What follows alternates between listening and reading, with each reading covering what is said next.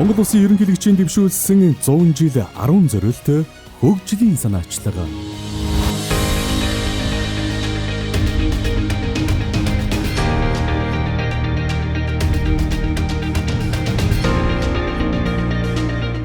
Монгол Улсын ерөнхийлөгч Хүрэл Сүх баруун бүсийн тулгуур төв Ховд аймагт ажиллалаа.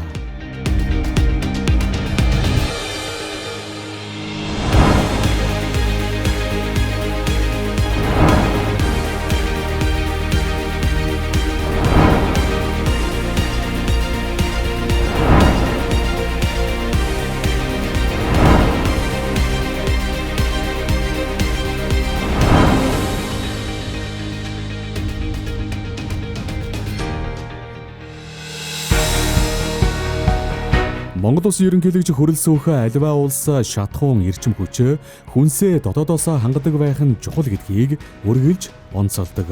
Үүнийг ажил хэрэг болгон олон талаацтай бодлого шийдвэр гарган ажиллаж байна. Тухайлбал улс орны нийгэм эдийн засгийн аюулгүй байдлыг хангах, халамжаас хөдөлмөрт, олборлолтоос боловсруулалтанд, импортоос экспортод шилжих суурь реформын хүрээнд 100 жил 10 зорилт хөгжлийн санаачлагыг төрийн тэргүүнд дэвшүүлсэн нь эхнээсээ үр өгөөж өгч ард түмний дунд итгэл найдвар хүлээлт үүсгэж гэлжээ. Баруун бүсийн тулгуур төв Ховд аймагт сөндөрлөж буй бүтээн байгуулалтууд үүнийг гэрч болно. Монгол Улсын ерөнхийлөгчийн одоо Ховд аймагт ажиллаж байгаа. Ховд аймгийн ажилтнуудтай танилцж бас зарим нэг сумдаар орж Эрдэнэбургийн усан цэцлэг станцын нөхцөл байдалтай бас газар дээр нь танилцаж байгаа. Тэгээ энэ удаа бас та бүхэнтэйгээ уулзж байна. Монгол Улсын ерөнхийлөгчөөр танилцсанаас хойш анхудаа Эрдэнэбургийн суманд ирж удаа тэгээ та бүхэнтэйгээ бас уулзж байгаадаа их баяртай байна.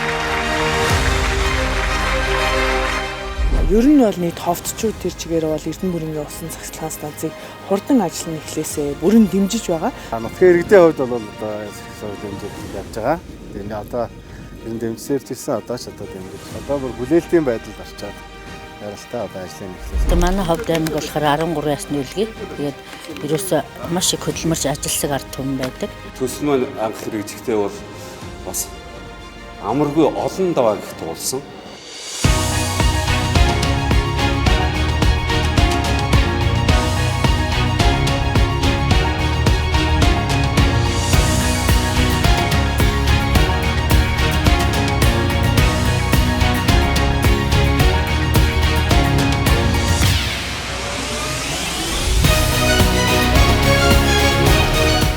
Монгол Улсын ерөнхийлөгч Хүрэл Сүх ерөнхий сайд байхдаа Ховд аймагт 2 удаа ажиллаж байв. Тухайн үед шав тавих ёслолд оролцож байсан Ховд Эко цемент үйлдвэр энэ үеэр ашиглалтанд орсон нь төрийн тэргүүний төдийгүй Монгол түмний бахархалд мөч болж үлдлээ.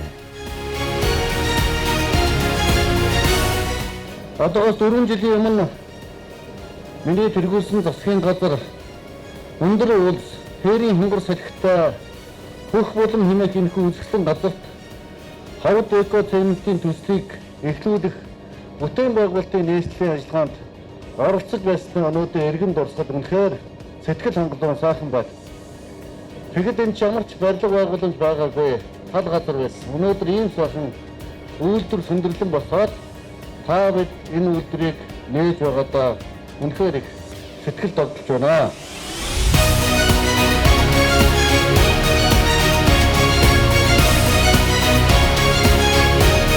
За үйлдвэрийн хувьд хоногт 1200 тонн цемент үйлдвэрлэх хүчин чадалтай үйлдвэр байгаа.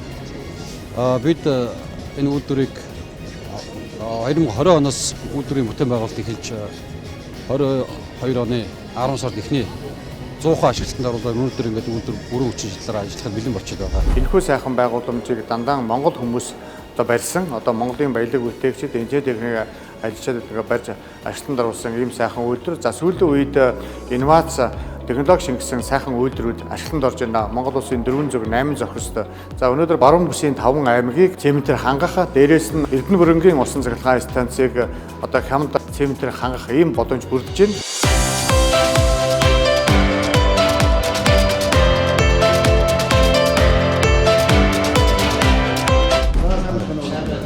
Баяр хүргэе. Амжилт хүсье. Улсын стратегийн ач холбогдол өгөхөд томоохон үйлдвэрийн одоо ажилтаа надад багш нар болсон. Инженер тэрний ажил. Баяр хүргэе. Анх үйлдвэрийн энэ баригдах талбай маань бол зүгээр юм сайхан юу ямар ч барилга байгууламж авахгүй зилүү сайхан тал байсан. Энд бид энэхүү томоохон бүтээн байгуулалтыг бол барьж байгууллаа. За энэ үйлдвэрийн бүтээн байгуулалтыг барихад бол ковидын үе яг таарсан 2020, 21, 22 онуудад ковид таараад нөхцөл байдал хэцүү байсан ч гэсэн манай үйлдвэр маань бол нэг ч өдөр гацхгүйгээр бүтээн байгуулалтаа үргэлжлүүлж явуулсаар өнөөдрийн түвшинд хүрсэн байгаа. Би энэ Вестаолд компанид 2021 онд ажилд ороод сувлэгч эдийн мэргэжлэр ажилд ороод одоо ингээ 23 он үнцэн ажилтсан болоод ингээд төв хөдөлгөөний оператороор ажиллаж байна. Энэ хугацаанд ингээд залуу хойч үе болох биднийгээ ингээд тусалж дэмжиж сургалтын суулгаж ингээд дээш нь өөр үнцэн ажиллаар ингээд ороод явж байгаа. Үнэхээр баяртай байна. Тэгээд ингээд Ховд аймагтай үнэхээр том зохион байгуулалтанд хөв нэмэр оруулсандаа үнэхээр бахархалтай байна. За эко гэдэг яг утгынхын дагуу тайлбарлах юм бол нийтдээ яг технологид бол манайх ус хэрэглэдэггүй гэсэн үг. Ус хэрэглэдэггүй. За үүнийгээ дагаад нийтдээ 82 хэсэг нэгжүүдэд тоос шүүх байгууламжийг бол байгуулсан байгаа. Энэ тоос шүүх байгууламж нь үйлдвэрийн технологитой холбоотой тоостой агаарыг шүүж аваад тоосыг нь технологийн горим руу эргүүлэн оруулдаг. Цэвэр агаарыг нь агаартай бол буцаад нийлүүлдэг гэсэн үг л дээ. Монгол улсын ерөнхийлөгчийн дэвшүүлсэн 100 жил 10 зорилт хөгжлийн санаачлага.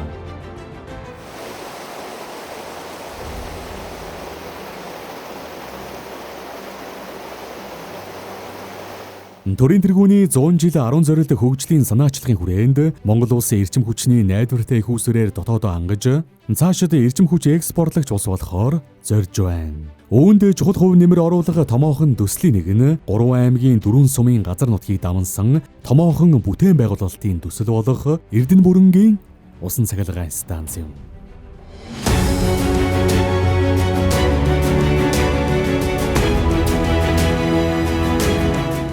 5 км хоолойг энэ уулан дундуура явуулаад 60 метрийн өндөрчлөлтийн зөрөөг 80 м болгож тэгж илүү хүчин чадал 60 МВт 90 МВт болгож өсгснөөр станцын эдийн засгийн үзүүлэлттэй шилсэн. Тэгээд ерөнхийдөө бол feasible буюу эдийн засгийн үр ашигтай гэж дүгнэлт гарч ийн төсөл хэрэгжиж байгаа. Эрдэнэ бүрэнгийн усан цахилгаан станц бол эхний ээлжинд одоо тусгасан зээлийн хэлцээр 7 сар гэхэд байгуулагдах баг. Тэгээд үндсэн барилгын ажил бол эрчимтэй эхлээд явчих нь. Ирэх жилээс бол барилгын ажил бүрэн жигдэрчих гэсэн үг.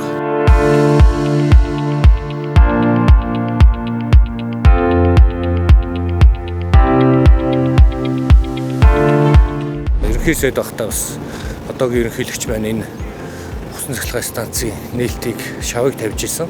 Бараг 50 гаруй жил яригдсан.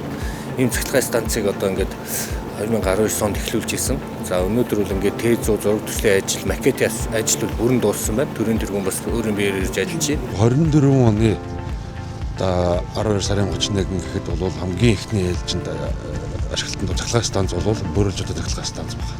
305 МВт-ийн 2 турбинтай 300 МВт-ийн цахилгаан станц 2024 оны 4-р улиралдаа багтаа ашиглалтанд орох баг. Энэ үед бол бид нэр ерөнхийдөө цахилгаан эрчим хүчний дутагдлаас гарч эхэлнэ гэсэн ийм төлөвлөгөө бий.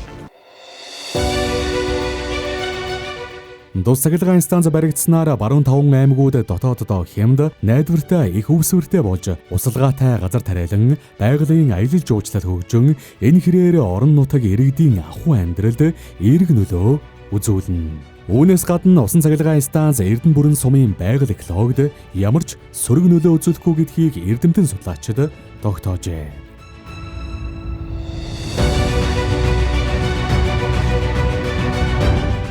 Манай Эрдэнэ сум бол энэ усан цахилгаан станцгаа бол бид бүхний ирээдүйн одоо бас Эрдэнэ сумын хөгжлийн гарцаа гэж ингэж харж байгаа. Энийг дагаад ажлын байр нэмэгдэх, дотоодын одоо эдийн засгийн өсөлтөө бас нэмэгдүүлэх юм боломж олцоо учраас ер нь бол манай сумын хувьд бол одоо хүлээлттэй байгаа. Энэ одоо Монгол Улсын засгийн газрын тэргүүлэх чиглэлд орсон энэ одоо хөрөнгө оруулалт бүтээн байгуулалтаа энэ тэргүүнд одоо яаралтай эхлүүлж энэ дээрээ бас одоо төр ажлын байраар хангагдах ийм боломж олцыг бол Эрдэнэ сум одоо эдийн засгийн боломжоо гэж ингэж харж байгаа. Ер нь бол нийтдээ дийлэнх иргэд бол дэмжиж байгаа. За Ховд аймгийн хувьд бол одоо би баг бүх хэрэг дэмжиж байгаа гэж хэлэхдээ бол итгэл төгсөлнө. Гэхдээ энэ төсөл маань өөрөө 3 аймгийн 4 сумыг хамарсан юм томоохон хэмжээний төсөл байгаа.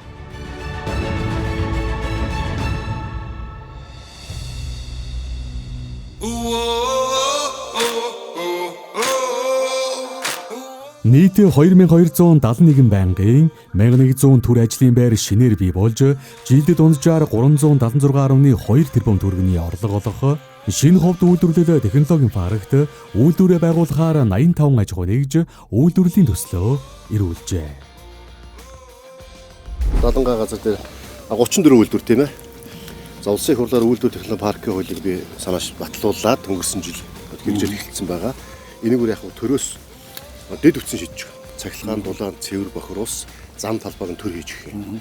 Тэгээд хувийн хвшнийхээ өөрсдөө энэ үйлдвэрийг өөрсдөө барьна. Энэ үйлдвэрүүдийг тоног төхөөрөмжөө өөрсдөө оруулж ирнэ. Эндээс гарсан бүтээгдэхүүнүүдийн 5 жилийн хугацаанд бүх төрлийн татвар чөлөөлөх. Ийм байдлаар хууль батлаад өгдсөн. Энэ хөрөндөө үндсэндээ бол Монгол улсын 21 аймгийн хэмжээнд жишг болох л одоо энэ төслийг эдгээр эхлүүлээ.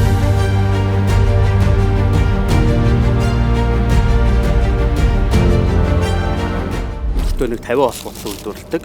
Борлуулалт ерөнхийдөө тендерээр тэгэл цахим тендерт оролцоод тэгэл тэтгэн тендерээр бас хөшөөтийнхөө уурхаад центнийхээ үйлдвэрт одоо ингээ нийлүүлж байгаа. Манайх 25 жил үйл ажиллагаа болохдаа дотооддоо бол ерөнхийдөө мах борлуулж байгаа. Дандаа экспортлоо чиглэж ажиллаж байсан. Одоо тэгэл манай орон нутаг бусад нөгөө дид үтцэн асуудлуудаас бол манай үйлдвэр одоохондоо хоцрогдоод байгаа. Тэгээ бид нэр энэ шинэ ийм төсөл санаачилсантай холбогдуулаад бид нэр шинээр зүй батал хийгээд өөрсдөө энэ дээр мах боловсруулах үйлдвэрийн төслөө өгч сонгож ялгуулалтанд орохоор ингэ явж байгаа. Ер нь бол ингээд нэг малчтаас 5,000 төгрөгөөр авсан үлэнгицээ хусч цэвэрлэхээр нэг хаягдл гарна. Хаягдлыг нь дахин боловсруулах ямар арга байна гэдгийг судалсан чинь энэ маань ерөөсөө малын гарлаас ямар ч тийм хаяг эд байдгүй юм байна. Энийг ингээд боловсруулахаараа мис заслын одоо хагалгааны утас байдаг шүү дээ. Ямар ч тийм нөгөө хүний бие тооргүй тэрийг гаргадаг тийм хаягдлаас нь мис заслын утсыг гаргадаг болсон. Бас гепар ингээд хүний биед маш хэрэгтэй цус шингэлэгчийг бас эндээс гаргадаг.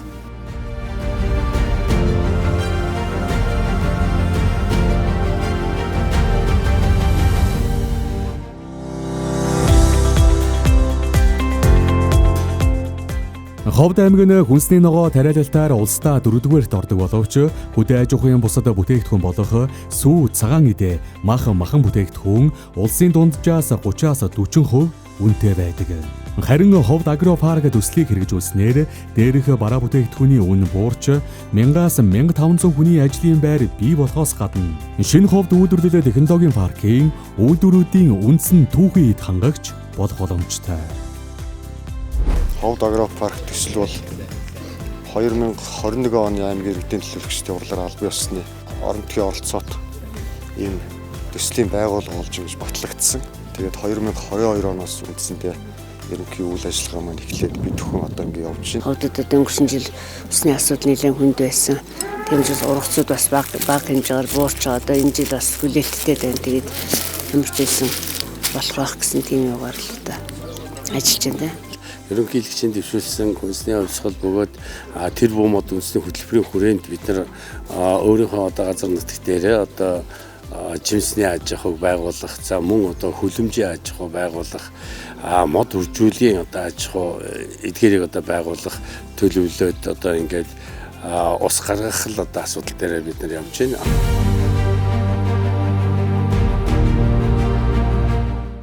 Хүнс эрүүл бол хүн эрүүл байна. Монгол хүн эрүүл байна.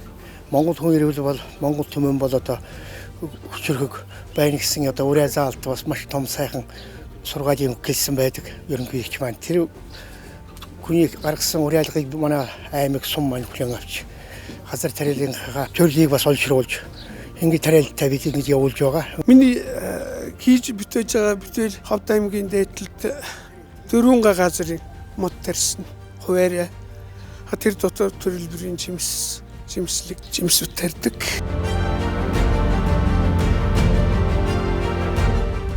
Хөдөө аж ахуйн салбар гэдэг бол өөрөө онцлогтой. жилдээ нэг удаа одоо ургац хурааж тухайн жилийн борлуулалтыг хийдэг юм онцлогтой салбар. Эдийн засгийн боломжийг нь бол одоо энэ хүнсний хувьсгал дэх хүрээнд хэрэгжүүлж байгаа энэ хөнгөлөлтүүд бол дэмжлэг үзүүлж байгаа гэж одоо аж ахуй эрхлэгч бид нар бол харж байгаа. Тэгвэл ард иргэдэд бол өдөр болгон шинэ цэвэрсэх хямд цугаар хангах тийм зорилготойгоор байгуулагдаад одоо зорилготой үйл ажиллагаа явуулж байгаа. Энэ бол Ховд агропарк том төслийн одоо нэгж тийм ээ нэгж төсөл. Ер нь бол бидний хүрийн фермийг нэг 8 ширхэг байх ёстой байна. Нэг Ховд аймаг бол сүү махаа бол эндээс хангаа явах юм байна гэсэн тийм утгаар эхэлж байгаа бол энэ бол анхдагч төслийнх нь нэгж байгаа. За Ховд аймгийнхны хувьд их маш онцлог. Ялангуяа одоо хүнсний ногооны тариалтаар бол улстай дээгүүрт ордог ийм аймаг. Шин тутамд бас энэ тэжээлийн таримлыг тариалах, за ялангуяа эрдэнэ шишийн таримлыг одоо тарилах чиглэлээр нэлээд тийм амжилттай туршилт судалгаанууд хийгдсэн байна. За аймаг орон нутгийн хувьд одоо үйлдвэр технологийн парк, агропарк гэдэг энэ паркуудыг одоо орон нутгийн амжилттай компани байгуулад кластер хэлбэрээр аж ахуйн нэгж иргэдэд оролцоод ингээд зохион байгуулалтад ажиллаж байгаа нь одоо бусад аймагуудаа бас нэлээд тийм үлгэр зэсээс болох үс юм давуу талтай байна. Монгол Улсын ерөнхийлөгчийн одоо үндэсний хэмжээнд одоо өрнүүлж байгаа бодлогыг Ховд аймаг бол одоо 100% дэмжиж ингээд ажиллаж байгаа. Ер нь Ховд аймаг бол үйлдвэрлэгч Ховд байх.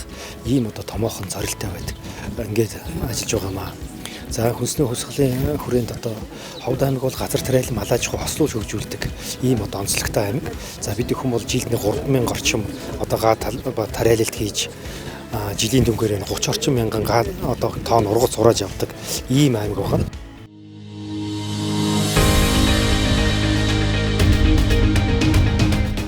Монгол Улсын ерөнхийлөгч хүрэлцүүлэх хүнс эрүүл байвал Монгол хүн эрүүл байна. Монгол хүн эрүүл байвал Монгол үндэстэн хүчрэх байна гэж үзэн 100 жил 10 зориулсан санаачлагда хүнсний аюулгүй байдал хангамжийн асуудлыг багтааж үндэсний хөдөлгөөн болгон өрнүүлсэн нь ард түмний дунд хүнсний хувьсгал гэгдэх болж үйлдвэрлэгчдийн урам зориг авах томоохон ажил болжээ. Энэхүү хөдөлгөөнийг Ховд аймгийн баялаг бүтээгчид дэмжиж байгаагаа илэрхийлэхийн зэрэгцээ санал хүсэлтэд хэллээ. Хөдөө орон нутгад бид нар энэ банкны өндөр үнэтэй зээлтэйгээ арай ядан мөлхөө явж байгаа. Тэгээ өрсөлдөөн бол шударга биш байна. Энэ дээр одоо яг ямар бодлого барьж байна? Банкны үнэтэй зээлээр одоо бид нар олон жил явсан. Тэгээ одоо энэ бол үндэ туйлдуулж байна. Тэгээ одоо ийм гоё зээл гарч байгаа чинь баяртай. Тийм олон үйлдвэрлэл нэг дор нэг зэрэг хөгжих болсон чинь нөгөө талдаа зах зээл баг. Тэгэхээр нөгөө үйлчлэгээний салбараа давхар авч явмаар байна. Өнөөдөр хамгийн гол юм юу гэхээр энэ сайхан хөнгөлөлттэй зээл орж ирж байгаа 7 хоногийн өмнөөс баярлсан. Хамгийн гол одоо ач холбогдол өгч байгаа зүйл нь бол одоо хүнс хөдөө аж ахуйн салбарын чиглэлийн мал аж ахуй газар тариалан за хүнсний үйлдвэр үйлдвэрлэгээ эрхэлж байгаа хүмүүсүүд одоо хөнгөлөлттэй зээл олгож байгаа.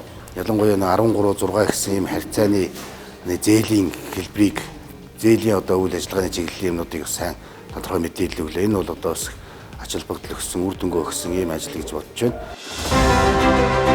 Монгол Улсын ерөнхийлөгчийн дэвшүүлсэн 100 жил 10 зорилт хөгжлийн санаачлага. Цар тахлын дараах нөхцөл байдал, геополитикийн асуудал дэлхийн нийтэд хүнд туссан энэ цаг үед монголчууд бид дэлхийн эдийн засгийн дархлаагаа сайжруулж, эмзэг байдлаа бууруулах томоохон хариуцлагатай нүүр тулж байна. Төрийн тэргүүний санаачилсан зорилтуудыг амжилттай хэрэгжүүлснээр Монгол улс хүчрхэг эдийн засагтай хөгжингүй улс болж чадна гэж үзжээ. Энэ бол дан ганц төр засгийн үүрэг хариуцлага биш, харин Монгол хүн бүрийн хамтран ажиллах, сэтгэл зүрэхээ зориулах асуудал юм. 100 жил 10 зорилт хөгжлийн санаачлага бол монголчуудын эдийн засгийн тусгаар тогтнол, аюулгүй байдлыг хангах их өвлсийн эхлэл юм.